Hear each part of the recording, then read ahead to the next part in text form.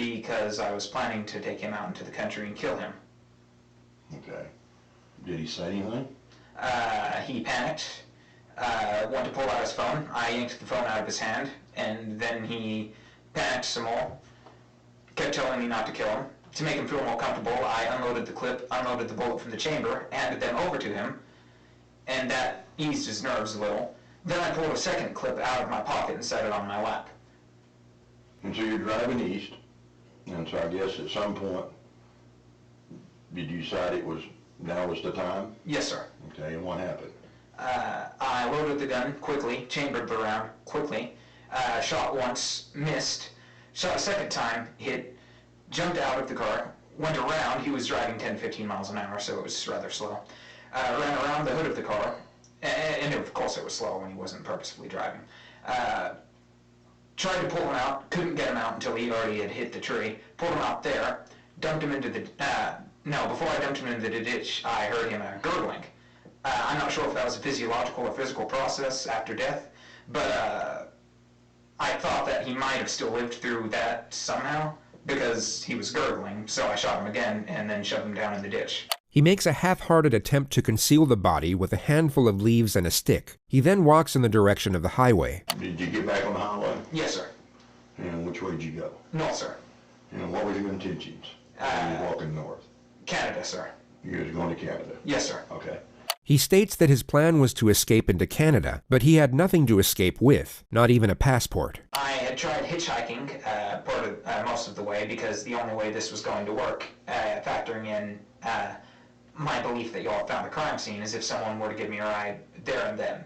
And then whenever your patrol car was pulling up behind me, I didn't know it was a patrol car. I stuck my thumb out and you was there for the rest. Jerry, I want to ask you just point blank, because, I mean, you sat here and confessed to pretty much everything. In my mind, and I think you might agree with me, just cold-bloodedly killed a young man tonight. Yes, sir. Or last night. Have you ever killed anybody else? No, sir. You will now see the detective attempt to establish a motive for the crime. I guess I'm having a hard time understanding what you got out of it. Can you help me? I don't really get anything out of it. Do you feel any remorse? I'm sad that I got caught so quickly. Tell me why I should believe you that there just was going to be one person that was going to suffer from your consequences of killing. You have no reason to believe me, sir. I guess I'm just still having a real hard time understanding why. The detective fails to establish a solid motive for a further 2 minutes. The discussion eventually lands on the victim's long-term girlfriend. You don't think she's going to be upset, heartbroken? I think she will be, sir. How does that make you feel? No different, sir. Okay. I think you've been honest with me. I think you've told me just straight up, right out of the book, what happened. Yes, sir. But, you know, you've done a terrible thing tonight. Yes, sir. You killed a young man. Yes, sir. Just for the simple fact of, I guess pretty much just to say for you. Yes, sir. And what do you think should happen to you? Death sentence, sir. And why do you think you deserve the death sentence? An eye for an eye, sir. Do you believe an eye for an eye? Yes, sir. Jared Murray was found not guilty by reason of insanity. He was committed to a high-security mental facility where he is to remain indefinitely. Anything to say for yourself today? No, ma'am. Any reason why you might have done this to this young man? No, ma'am. No reason. No, ma'am. You have nothing to say for yourself. No, ma'am. You want to tell the community anything? No, ma'am. Did you confess to police? Yes, ma'am. Are you proud of what you've done? No, ma'am. Do you have remorse for what you've done? No, ma'am. He appears completely void of human emotion. No regret, remorse, shame, nor fear. He had both taken a life and destroyed his own, yet seems indifferent to the circumstances. With respect to his interrogation footage, the most conspicuous element was the complete lack of self-preservation. He didn't once attempt to deflect blame, nor afford himself any type of justification for his actions. He simply spoke in a factual, non-biased manner, impartial to how his words may have been taken or even twisted to be used against him. There was no calculated structure to his behavior whatsoever. So with this notion in mind, let's move on to the primary subject of this video.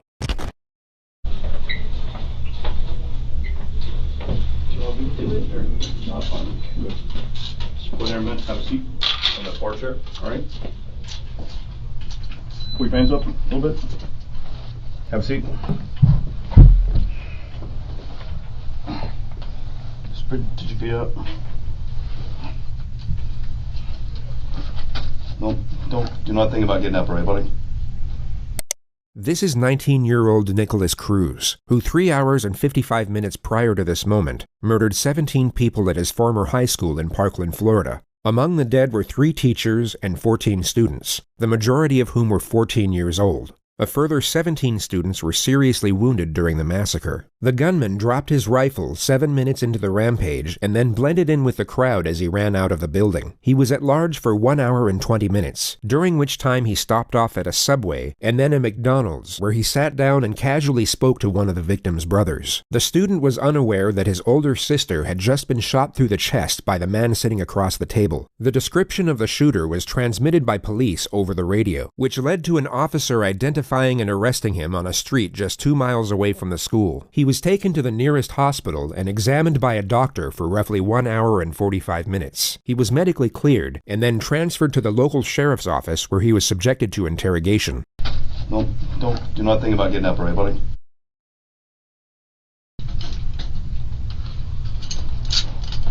From the moment the subject entered the room, his eyes have been fixed upon nothing but the floor. He's held on to this downward-facing gaze as if he's either in a state of shock or disconnected from the moment.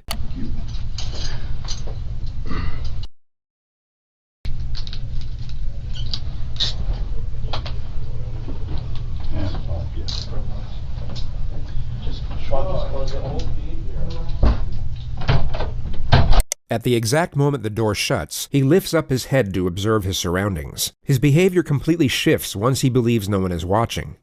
If we look at his demeanor a moment earlier, we can see the contrast. He went from being detached to alert. His behavior changed as the environment changed, which is a recurring theme throughout this interrogation. It shows us that his mind isn't wandering off during these moments of apparent disconnection. He is in fact fully present and very aware of what's going on around him. As he looks up, his eyes immediately lock onto the camera. He now knows he is still being watched, and his following gestures will resemble that of someone with suicidal tendencies.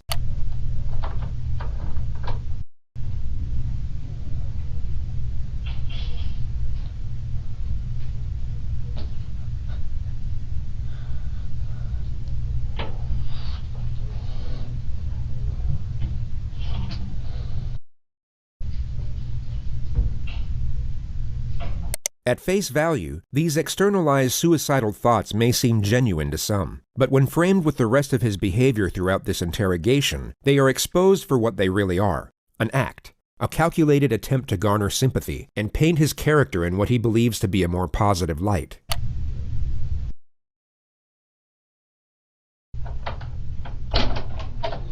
All right, how you doing, Nick? You all right? Gotta be able to speak so I can hear you. Alright, I just need to ask you really your name and date of birth just to confirm I got it right, and then I'm going to see you want a glass of water or something. What's your first name? This is a situation where the proof against the suspect is already conclusive. He is without question responsible for the crimes under investigation, making the pursuit of a confession not essential. The police know he did it, but they need to know why he did it, which would already require a complex strategy in order to obtain the correct information. But the suspect's first recorded statements upon his arrest have now made the procedure considerably more difficult. What's going on today, bro? The demons, man. Demons? Voices. Yeah, no problem. Voices. Voices and demons? Where's the voices? What happened? Shut up. Just be quiet, man. Shut up. Demons, man. Voices. These two words have now forged the primary stratagem of his own interrogation, which is to cut through deception under the guise of supportive examination. The questions will be designed to lock him into a specific narrative about his alleged psychosis, while simultaneously giving him the impression that his responses are for his own benefit. Anything he says now can be used to refute any amendments he might come up with at a later stage. We all know that after this interrogation, he will have significantly more time to think, study, and even seek guidance from professionals about how the legal system interconnects with mental illness. Yet the majority of this forthcoming knowledge could be useless to him depending on what he says during these moments. The more details he gives away, the less options he will have for his defense later on.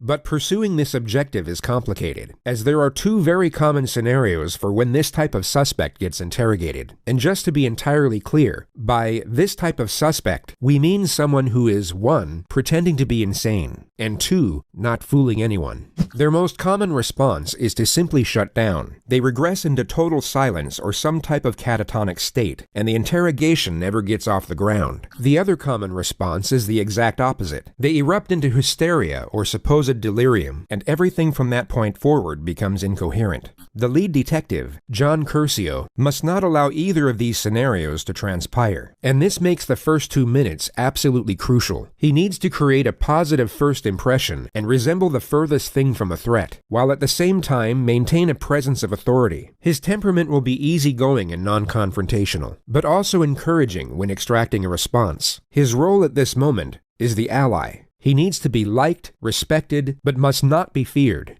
Not yet anyway. Going off the suspect's initial demeanor, the detective will know that he is far more likely to regress into a state of silence at this opening stage, and if he can prevent that from happening within the first 2 minutes, he is over the first obstacle. Alright, how you doing, Nick? I just need to ask you, really, your name and date of birth, just to confirm I got it right, and then I'm going to see you want a glass of water or something. What's your first name? Come on, Nick. Huh? Nicholas. Spell it for me.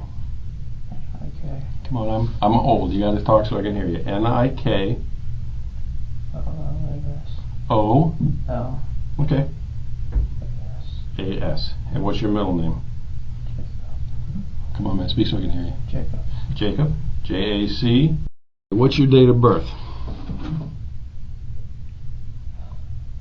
Okay, you need to relax, because I'm the last detective or policeman you're going to have to talk to. So right off the bat, that should be somewhat comforting to you to know that I'm the last guy you got to talk to. But the thing about it is, look at me. I got to be able to hear you. Okay? So all I want to do is get basic information from you, and then we'll get into the, whether you want a glass of water, all that stuff. What's your date of birth? 09. January? 09. 09 September. The investigation team already know the answers to these basic questions. Their only purpose are to initiate a response, and their non-threatening nature make it more likely for the suspect to engage. They are essentially the opening wedge to get the two-way dialogue flowing. And although the suspect is still partially committed to his catatonic state, as we can clearly see, he is still responsive, making it unlikely for him to regress into complete silence from this point forward. Everything up to this moment has gone to plan. The detective has one foot in the door, and he can now develop the relationship from a more secure position. He goes about this with a standard method of rapport development, the offer of food and water. All right, let me do this. You want a cold water? You don't know if you want cold water? Thank you. Thank you. Well, I'm going to bring in 2, because I want one. It was hot, and if you decide you want to have it, that's fine. You sure you don't want something to eat? Okay. The refusal to accept food and water is a familiar response which you may have already seen on this channel. It's a glaring manifestation of shame. This is not to be confused with guilt nor remorse, both of which require the acceptance of responsibility, which in turn directs our focus outwards on the feelings of others. Shame, on the other hand, shifts our focus on the perceptions of others towards ourselves. The subject is afraid of how it will look if he accepts the offer considering the circumstances. He instead wants to appear as if he's so negatively affected by the events that he's unconcerned with meeting his basic needs. Of course, I have so many different keys. All right, I'll be right back.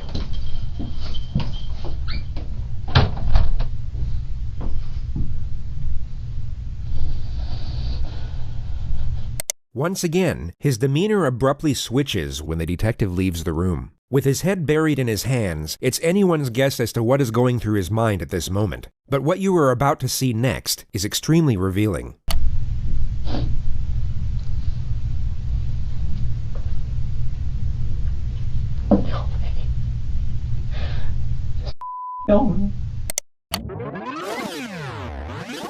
Cruz was a left-handed shooter. The surveillance at the school would confirm this, and if you pay close attention to the movements of his hands in the next moments, although very subtle, you can see that he's reimagining holding his weapon.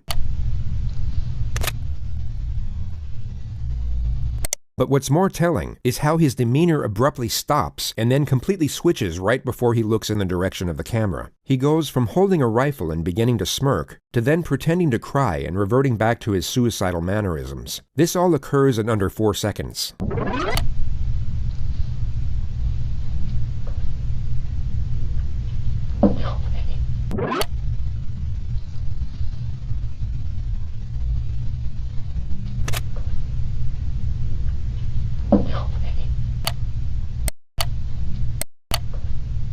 It could be assumed that for a brief moment, he was not only recollecting the attack, but gaining gratification from doing so. He then remembered he was on film, giving reason for the sharp adjustment. His true self was reliving the attack and enjoying his work, while his false self was so dejected to the point he was externalizing suicidal thoughts. Complete opposites.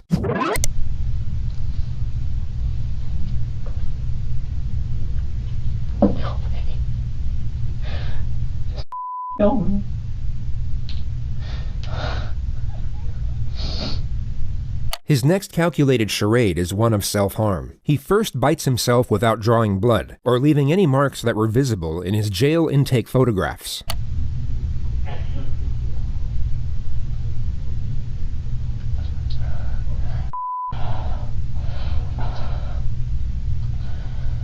He then scratches and squeezes at the 2 needle punctures in his arm from where his blood was taken at the hospital. At the very moment the detective re-enters the room, he will act as if he's desperately trying to conceal his self-injurious behavior. All right. Setting aside the glaring contradiction that he just murdered and maimed dozens of people while leaving himself without so much as a scratch, it's the frequency of these little charades that makes their deception so transparent. This is a person who is not self-injurious, pretending to be someone that is. But it's such a feeble attempt at feigned self-harm, it would almost be a comical moment if the circumstances weren't as horrific. So if they're not bleeding anymore, you want them off, we can pull them off. I'll get you a garbage can. You want them off? Just put them on the throw them on the floor in the corner. Alright, this one is mine, because I already opened it. This one's yours in case you change your mind. The next 4 minutes are the extremely tedious process of getting the subject to engage further through basic questions. The topic of his phone will now be brought up. What about your phone? Do you have a phone? I lost it. When did you lose it?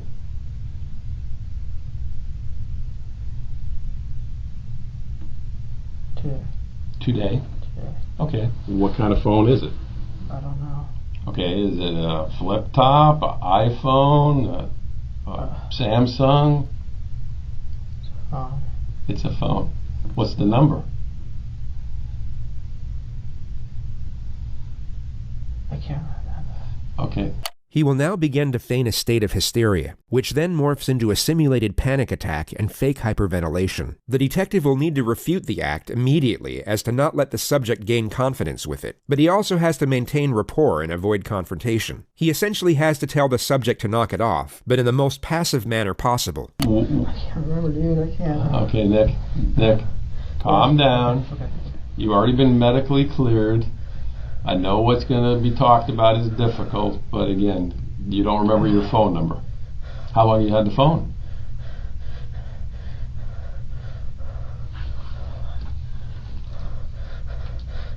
How long have you had the phone? Nick, the doctor's already looked at you. Okay. Okay, you're fine. You're not having any problems at the moment, and you're perfectly fine. So calm your breathing down, all right? And I want to believe certain things that you're going to tell me, but, you know, if we're getting where you're going to hyperventilate over a phone number, okay?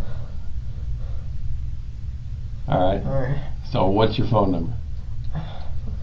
Huh? 954. Okay, 954.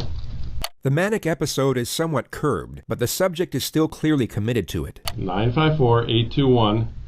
2007. 2007. No. 1007. 1007. And again, going back to what kind it is, do you know if it's an iPhone, a Samsung? I don't know. How long have you had it? Every kid knows what the phone is, man. I got kids your age. Ever since my mother died. I know, I heard about that. That's what I was going to talk about next. This is a turning point. Cruz's adoptive mother had indeed passed away the year prior from pneumonia. The topic is sympathetic towards himself, and it seems to have stopped the feigned hysteria in its tracks. Compared to his neurotic behavior in the minutes leading up to this moment, he all of a sudden appears calm. He is clearly receptive, and thus responsive, to the cue of compassion when it's directed at himself. The detective recognizes this, and although he said he would talk about the subject's mother next, he instead focuses on it immediately to keep him engaged. Alright. So, but you had, since your mom died, how long has your mom passed? I can't remember, I think. Okay. This November. year or last year? November. November? Okay. Okay, when your mom passed, were you living with her? Yes. Okay, what city was that? Parkland. Parkland? The subject drops the act and becomes more engaged in the conversation. The detective inquires further about his mother for roughly 3 minutes before shifting the discussion. It focuses mainly on the subject's background, and he first declares that he was depressed for the majority of his childhood. He then reveals his history of drug use, which consists of marijuana and Xanax. After that, he claims to have attempted suicide by alcohol poisoning 2 years ago, but in his own words, was able to sleep it off. He then states that he was employed at the Dollar Tree for the last 2 years working as a cashier. So you've been able to hold down a job for 2 years, that's pretty good, right? Yes. Other than Dollar Tree, where else did you ever work? Lawn mowing. What? Lawn mowing. Lawn mowing? Oh, okay. Alright, when you tried to kill yourself with alcohol, your mom was still alive. What were you depressed about back then? Loneliness. Loneliness? Loneliness. Friends? No friends? Or what kind of loneliness? I mean, everybody gets lonely. Solitude. Solitude? You don't have a lot of friends? No. Okay. Today, when I say today, starting from last night when you went to bed to this morning, did you do any kind of drugs at all? Any Xanax, any marijuana, anything like that? No? Okay. The subject reveals that he has a biological brother whom he was adopted with. He then claims to have been making $1,200 a month at the Dollar Tree. The discussion now lands on what his aspirations were. When you weren't depressed, what did you want to be when you got out of school? Ranger. A ranger? An Army Ranger? Did you ever apply, fill out any paperwork to try to go to the Army? I took the ASVAB, failed. Okay, why'd you fail? Because I was stupid. You what? I'm stupid. You're stupid? Okay, were you going to take it again? I was afraid to take it. Okay, but you had aspirations to do something with your life. You wanted to be that's a hell of a thing to want to be, an Army Ranger. The discussion moves on to the subject's gun collection, which continues for roughly 4.5 minutes. The attack on the school is yet to be mentioned, but the last gun to now be discussed was his choice of weapon to commit the massacre. What made you choose out of all the guns to want to buy an AR-15? Cool looking. Cool looking? Okay. Now when you bought it, I mean, it was a legitimate purchase. They gave you a receipt and everything, right? So you bought it legally, right? Did you fill out those forms and everything? Okay, you remember those forms? Okay.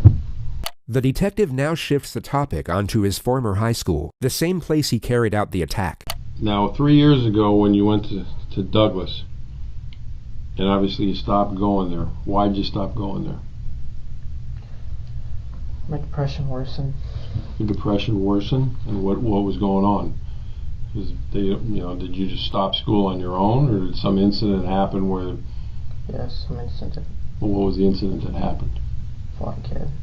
You fought a kid? You remember the kid's name? Yeah. Ian. And did you guys both get in trouble for the fight, or? Yeah. Okay. Well, what did they do? Suspend you? They suspended me. Okay. And what happened from there? After you got suspended, you go back to school? Yeah. Okay. What happened? Why'd you stop going there then? Felt embarrassed. You felt embarrassed because you got suspended, or you felt embarrassed because of why? Because of the fight. Okay. Well, what was embarrassing about the fight? What were you guys fighting over? A girl. A girl? Well, what was embarrassing about it? I mean, did he get the better of you? Was that what was embarrassing, or he got the better of you? Okay. He has just provided the state with a solid argument for a motive. Establishing a reason for an offense is critical when dealing with claims of insanity. It can not only indicate premeditation, but also calculated malice in connection to the crime, something considered absent in the mind of the criminally insane. He also asserts that he was lonely and depressed while attending the school, all of which can reinforce the argument that he was exacting revenge upon the community in which he felt ostracized. All right, so you go back to school. What ends up happening? You just stop going to school out there, or you got into more problems? Got into more problems. What was the more problems? Failing class. Okay. Not going to school. Okay. And this was all while your mom was still alive? Yeah. Okay. Did there come a point in time where you just stopped going there, or they expelled you? Or I just stopped going and then transferred me. They transferred you? When they transferred you, was that upsetting to you? Yeah. Okay.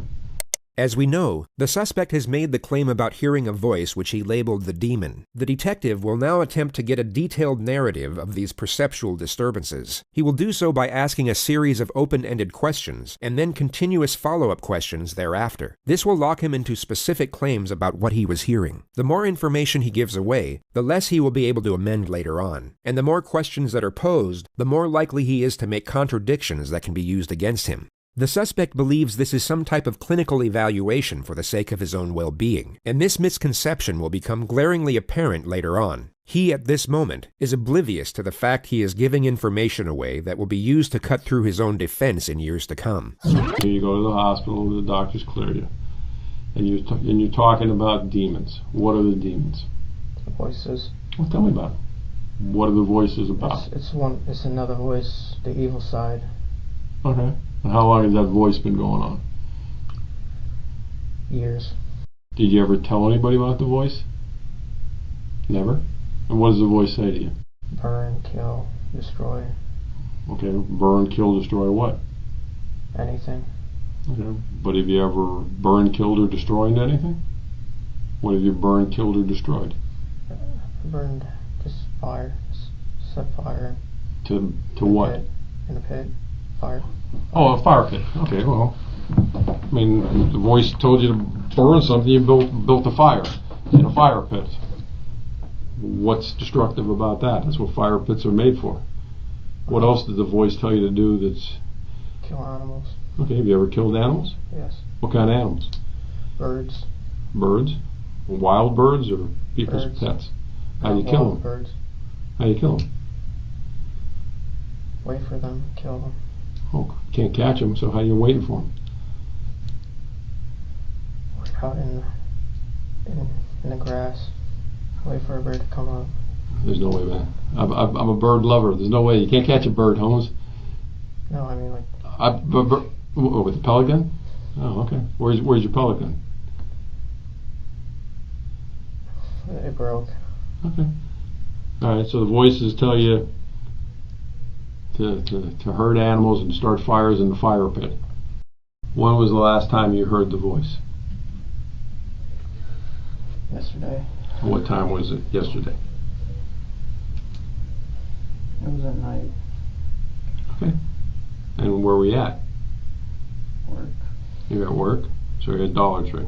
And what's the voice telling you? Hurt people. To hurt people. Hurt people at Dollar Tree? Or hurt people? Hurt people in general. Okay. Doesn't say specifically who? Alright. Can you tell how old the voice is? My age. Okay. Do you have a good voice too, or just a bad voice? Is there a voice inside you that says, do good things? The detective will now start getting confrontational, and the subject's behavior will shift once more in response. You will see him get defensive as he attempts to protect his narrative, and his responses will become much faster. He will even cut the detective off multiple times. Keep in mind that he was barely saying anything at the start of this interrogation. No? So it's bad. Can't be. You held down a job for 2 years. If you were doing things bad, you wouldn't be able to hold a job down for 2 years, right? Okay. I mean, look. It's me and then my bad side. I understand. Everybody's got a quote good and bad side. There's people. No, it's a voice. The voice isn't here, and it's me, just regular me, just trying to be a good person. Okay. Set aside his contradicting behavior for a moment and focus solely on his storyline. In his ideal scenario, we are to believe that he was battling these supposed voices and, in his own words, trying to be a good person. Yet he was unable to reveal or seek help for this internal struggle until the very moment of his arrest. It was quite literally the second he was confronted with his comeuppance that his supposed demons came to light. Now that he is in custody, with the atrocities already committed, he is somehow able to maintain control over the force that was previously keeping him silent. But a deleted video that would later be extracted from his phone would tell a very different story. Hello, my name is Nick, and I'm going to be the next school shooter of 2018. My goal is at least 20 people with an AR-15 and a couple tracer rounds. I think I can get it done. Location is Stone Douglas in Parkland, Florida. It's going to be a big event. And when you see me on the news, you'll all know who I am. There are no signs of perceptual disturbances. There is no anguish, doubt, hesitation, or uncertainty when announcing his intentions. By his own narrative, he claims to have continuously fought against the evil intentions of the voice. Yet from a visual standpoint, there is no conflict in this video whatsoever. It's me and then my bad side. I understand. Everybody's got a quote good and bad side. There's people. No, it's a voice. The voice isn't here, and it's me, just trying to be a good person. Okay. But obviously, again, when you say it's a voice, it's you. It's all you. The voice is you as well. Yeah. The voice didn't force you to do anything, right? No, the voice did. It's two voices. There's one half that's the good and then the bad. Yeah. His rapidly interchanging behavior has now gone from catatonic to manic to hallucinatory to now highly attentive and cautious. Okay, well, the voice tells me to go to lunch and not pay for my meal, but I pay for my meal because I know that's the right thing to do, right? Okay, let's talk about it. Did the voice didn't tell you to take Uber, right? Yes, it did. It did? Yes. The voice said take Uber. Yes. Did the voice is in me. You're the voice. No, in here. Okay, it's in your head. Yes. What is it? A male voice or a female voice? Male. Male? The subject was beginning to panic, but the detective dials it in for the time being and switches the discussion back to more trivial matters. It seems that he wants to consult with the investigators outside before maximizing the pressure, and he reestablishes a certain level of trust before leaving the room. Let me go. I'm going to go back and see what everybody's doing as far as what they need me to do. You're not a psychologist or anything? Or? No, I'm not. I'm a 59-year-old man who's raised 3 children, so I guess that makes me somewhat of a psychologist. Think you can give me a psychologist here? I can certainly ask. Okay. Have you ever seen a psychologist before? No. Okay.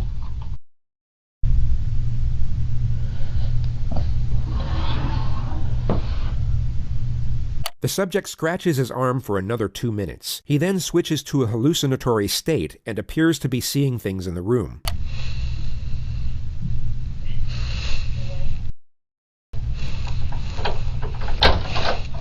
All right. Got some stuff here.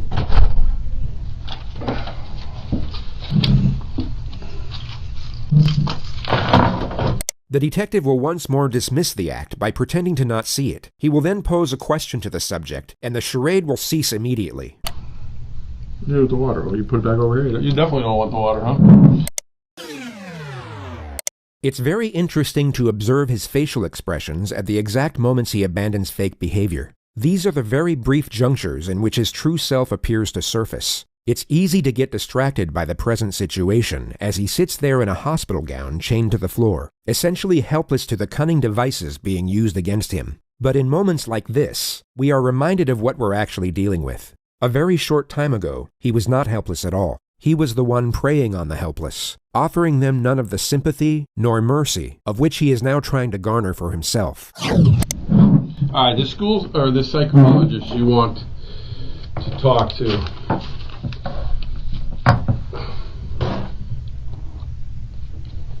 obviously, I would have to tell him what you want to talk to him about. So what exactly do you want me to ask him, or why do you want to talk to a psychologist?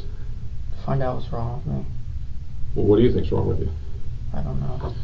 The detective in this next segment will attain further information about the supposed voices, only he will no longer have to tread carefully in order to maintain a friendly connection. He will still secure useful information, but also get confrontational as and when he pleases. The risk of frightening the suspect to the point where it stops the interrogation is no longer a concern. When you hear the voices, are the voices like outside your head or inside your head when you hear them? Inside. Okay, so it's not like you don't hear a voice from that corner talking to you. It's inside your head. And is it always the same voice, or is it only one voice? One voice, same. And you said it's a man's voice? That's yeah. Yes. Does it sound like anybody you've ever met? Anybody you ever seen on TV? Can you tell, like, by an accent? Is it what kind of? Is it an old man, young man, white man, Young black? man. Young man? About the same age as you think? But it's only one voice you ever hear, right? Yes. Do you hear the voice when you're in bed at night sleeping? Yes. Do you ever see anything with the voice? Like some people say, oh, I see a person sitting in the corner. You don't see anybody sitting over there, do you? It's just me and you, right? All right. Do you always obey what the voice tells you to do? I try not to. Okay. Well, how many on any given week? How many times do you think you hear the voice? All the time? Once every day. Once every day? Morning, afternoon, night? Always the same time? Usually in the afternoon. About what time? 11 to 12. Why do you think it's those hours? I don't know. It's always around lunchtime? Now you talked about demons, and then you talk about the that's voice. the demon. The voice is the demon. The voice is the demon. So there's not the two. person, whoever it is. Does it have a name? No name. Does it ever say, "Hey, my name's Nick. Does it use your name or use somebody else's name? Just a voice with no name. Just a voice with no name telling me what to do. Did the voice tell you to buy that AR-15? Yes. Did it tell you, hey, buy that gun, it looks cool? Did the AR-15 get picked out because it was similar to the gun that an Army Ranger would carry? No, it's because of the voice. What do you think if you didn't buy it, if you said, hey, I ain't buying these guns, it's too expensive, what do you think the voice would have done to you? Did you stop talking to you? No, tell me to hurt myself. How would you hurt yourself? Cut. You're a cutter? I'm a cutter. Alright. When was the last time you cut yourself? Earlier. Earlier when? When I was fishing. Earlier today or Earlier today. Where were you fishing at today? At a lake. Okay. Before the school shooting? Yes. What did you cut yourself with? A knife. Those little scratches on your arms? Let me look at them. Come on, man. I get worse scratches weeding my flower bed than that. You weren't trying to hurt yourself. Yes, I was. It wasn't sharp enough. Wasn't sharp enough? No. How many knives do you own? 4, 5. How long have you been cutting yourself? Years. Years? You ever cut yourself where you had to go to the hospital and get stitches? When you cut yourself, it's because the voice just told you to cut yourself. And if you didn't talk or you didn't listen to the voice, then you were going to be alone because your voice was your only friend. That's kind of what you're saying. Even though you have a biological brother. Since me and you have been talking, have you heard the voices? What's it said? Saying cut yourself. For you to cut yourself. Does the voice like me? Oh.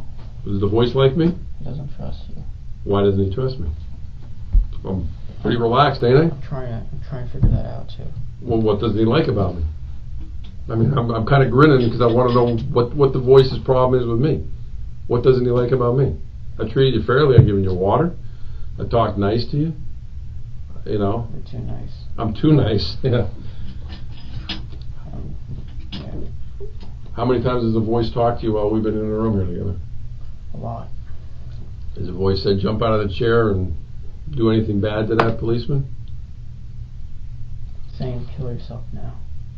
I don't really believe there is a voice, to be honest with you. There is a voice. No, I don't think there is. I'm telling you the truth. There is. No. I mean, I feel you probably want to kill yourself because of what happened, but... No, the voice is telling me to kill myself. Okay, but the voice is telling you that the AR-15s is... You like guns, man. You want to be a ranger. You like guns. It's all right. There's cops like that. There's cops who got 50 million guns.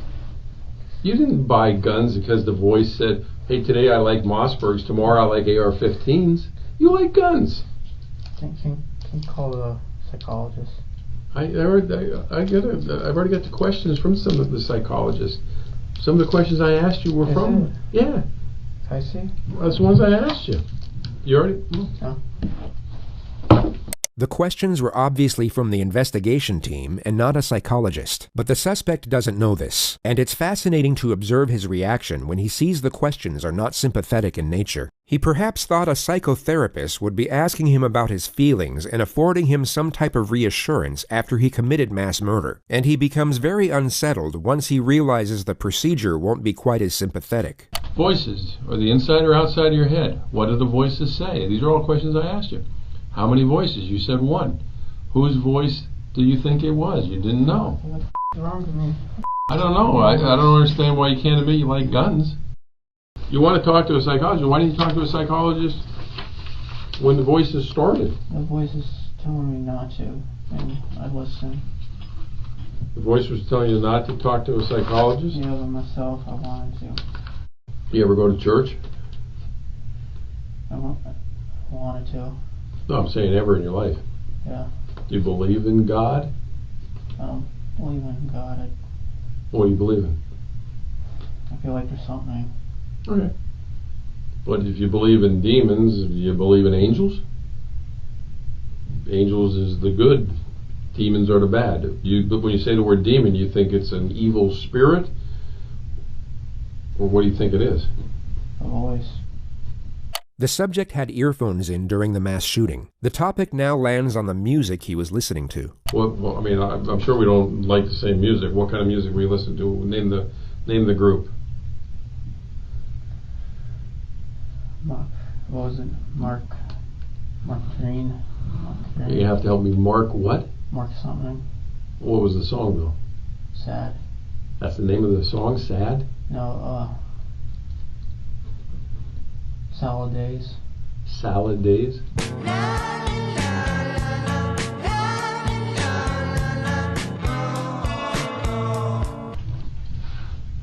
Hold on one second. What else? Oh, you listen to more than one song? What other song you listen to? Just a lot of sad songs. Alright. Did you pick the music yourself? Or did the demon pick the music? The demon, and then myself partially. Alright, which ones did you pick? The sad ones. Which ones did he pick? The evil ones. The evil ones. Give me an evil one compared to a sad one. You already gave me a sad one. What's an evil one? Panzermensch. What? Panzermensch. Panzermensch.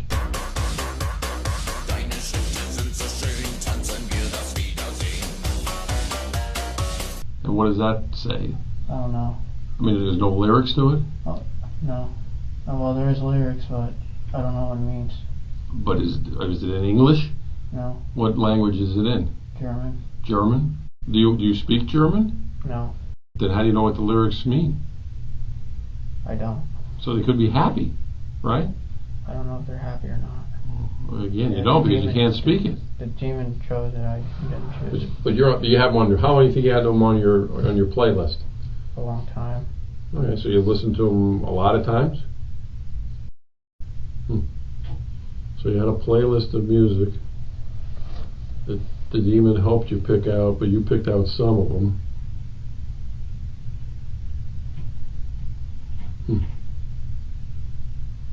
I'm just having a tough time understanding this demon thing. I know. Nobody understands. Well, the Xanax you were talking to me about earlier, Yeah. Where'd you get the Xanax? On the street or? On the streets. So you used to buy that? Other than Xanax and marijuana, what other drugs you never tried? Vodka? PCP? Cocaine? Heroin? No. Okay, Xanax, how many of those did you take when you used to take them? 5. Okay, 5. What size bar? How big? What color was it? Half, sometimes full. Okay, what color? They all White. White. All right, but that was off the street. Did they help you sleep? It made me drowsy. Okay. Did it make the demon go away? Yeah. When was the last time you think you did Xanax? A long time. So if the Xanax helps you get the demons away, Marijuana does it better. marijuana does better. When was the last time you smoked marijuana? Last week. Last week? But you're making $1,200 a week. Why didn't you smoke marijuana every day to get rid of the demon? Illegal. It's illegal? Yeah. It's illegal. It was illegal whether you do it once a week or once every 5 minutes. So why didn't you choose to get rid of the demon by doing it? Anytime you heard the demon, just light up a blunt. I mean, you had the money, man. Because I knew it was illegal and I didn't want to do wrong, but he wanted to do wrong. Okay. So the demon wanted you to do wrong, but then your good side didn't want to do wrong by smoking marijuana? Even though it made him go away. Even though it made him go away. Huh. Well, I don't know why you didn't tell the doctor then you had anxiety problems and marijuana and Xanax cured your anxiety and made the demons go away. It seemed like an easy fix, man. If that's true.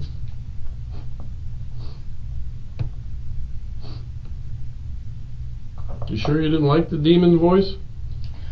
I don't like the demon voice. You sure? I'm sure. Then why didn't you go to a doctor to get rid of it? I was afraid. I'm just afraid of people. Why, well, forget that for a second. Let me ask you another crazy question. Okay. If was the demon there that night? Ian beat you up on campus? Huh?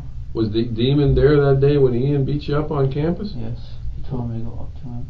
Okay, so who did Ian beat up? You or the demon? Me. Okay, so why didn't the demon do something to stop it? I didn't do it. Huh? Why didn't it? I don't know. That's a good question, because the demons tell you to do all these bad things. Why couldn't the demon get you mad enough to get the best of Ian?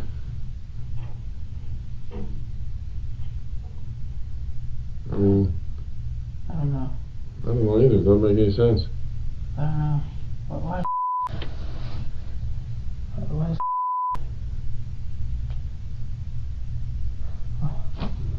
I don't know. The demon's this I don't know why. all-powerful thing that tells you to do bad things and you're afraid of it. Why didn't the demon just take over right then when Ian was getting the best of you and get the best of Ian? Well, why did the demon not do that? Why do you think? Trying to figure it out. I don't know. I can't figure it out either, because I don't think the demon exists. Can I think? I don't think it exists. No, like. Can I think? I think that go ahead, bud. Am I able to like think to myself about it? Yeah, sure. That's all I'm asking. Hey, you can think all you want. No, I'm just thinking about the demon. All right. Well, you want me? I'll leave you to think for a while, and I'll come back and talk to you. I personally, I think you're using the demon as an excuse. I'm not. I promise. You could have stopped the demon by getting a prescription for marijuana. You could have stopped the demon by getting a prescription for Xanax. You could have stopped the demon by illegally doing marijuana, which you were doing anyway. You could have stopped the demon by doing Xanax illegally, which you were doing anyway. You could have stopped the demon anytime you wanted. You didn't want to stop the demon. The subject seems to be coming to the realization that he's not going to be treated as a victim. As he begins to meet this reality, you will notice him exhibit signs of fear. You will then see him attempt to escape the confrontation by feigning a state of psychosis once more. The detective will recognize this, but this time will not afford reassurance. He will instead apply further condemnation, and a visibly frightening realization will engulf the suspect from that point forward. It's essentially the very beginning of retribution. The detective introduces him to the rest of his life at this moment. No, that's not true. You didn't. You could have. I've given you 4 ways you could have stopped the demon, man. Okay, now you know you're just acting like that because. No. Okay, well, relax.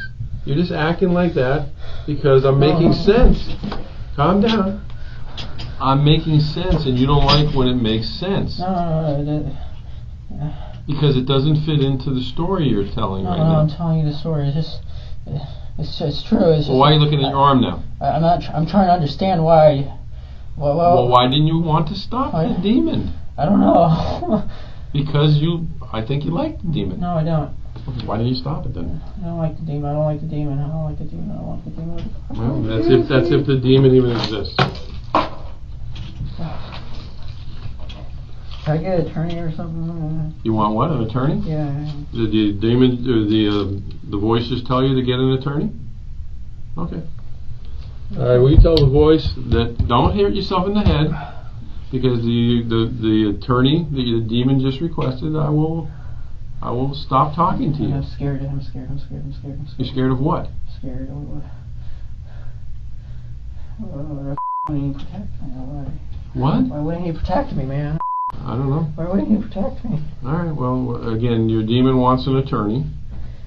Does the demon know an attorney? Any name in particular? Okay. All right. Well, just relax. You're done talking to me.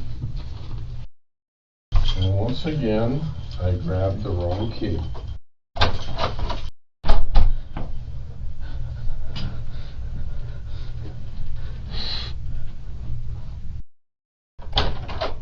Do me a favor, stay seated, put your hands, kind of sit forward in your chair. I'm going to put handcuffs behind you, since you keep talking about hurting yourself. Hold on, put your hand behind your back. No, not behind the chair, behind your back. I don't want to make you that uncomfortable. Oh, why don't you want me to hurt myself? Because what did the demon say about me? I'm a nice guy. Oh, my eyes.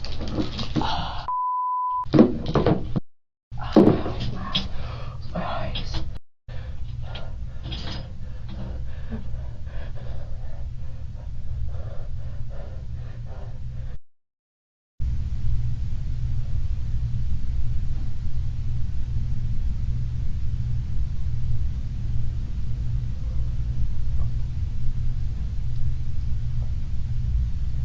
Nicholas Cruz was taken to the Broward County Jail, where he remains in isolation to this day. His trial date is yet to be scheduled. The 20-year-old has been held without bond since last year's mass shooting that left 17 people dead. His attorney said he would plead guilty in exchange for a life sentence, but prosecutors rejected that offer and are seeking the death penalty.